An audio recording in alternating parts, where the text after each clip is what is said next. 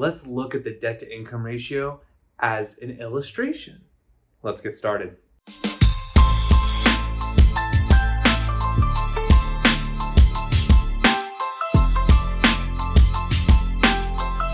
If anyone's read any of my stuff, watched any of my videos, I talked a little bit about the debt to income ratio. Basically what it is, it's a metric that lenders use to determine how much purchasing power you have.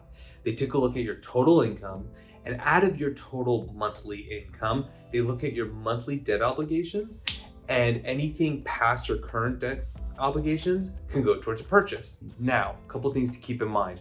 One, and this is the most important, it is based off gross monthly income, not your net monthly income, right? So if you make $10,000 a month, you're not actually putting $10,000 in your pocket. The reason why I bring this up is it's really important for you to understand your budget and what you can actually afford.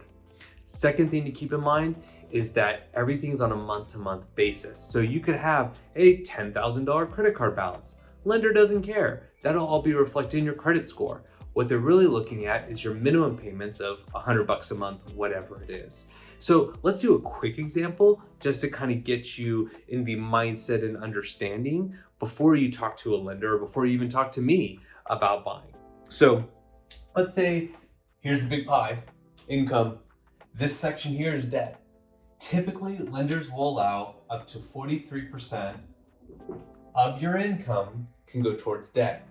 Now, if you were to do an FHA loan, you could actually do up to 55%. That's why some people actually look at FHA loans, because they can actually increase your purchasing power. But again, you got to make sure that you can afford it because it's based off your gross income, not net. So let's say you make $10,000 a month, which some of you in Los Angeles, that's fairly easy at 120.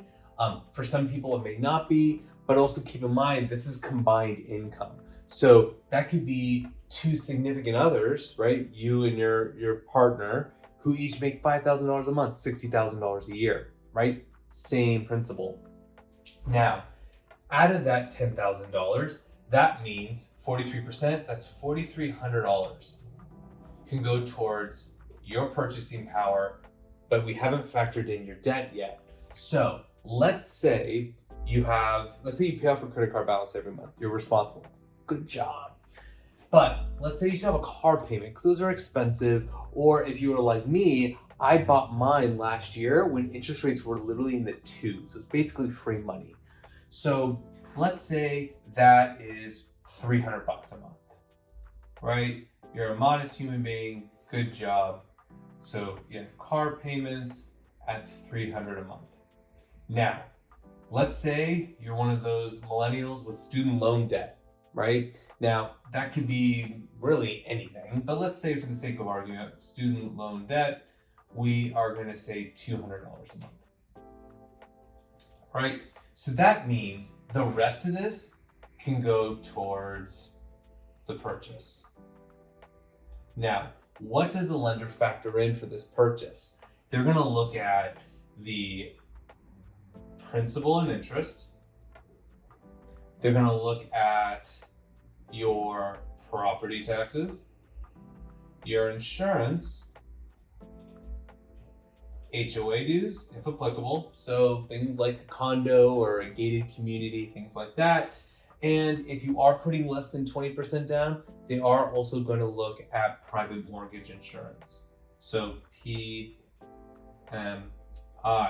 Now, that means if you have a total of $4,300 in debt to play with, but we got to minus the 300 and the 200, so 500, that takes you to $3,800 a month.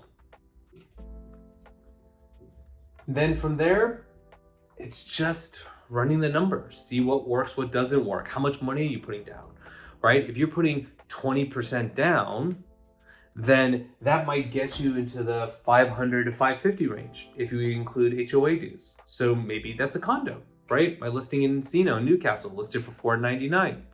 Maybe that's going into Tarzana or even going further north. Maybe you start looking at 3-bedroom townhouses, right? Those are very good house hacks, very good appreciation plays.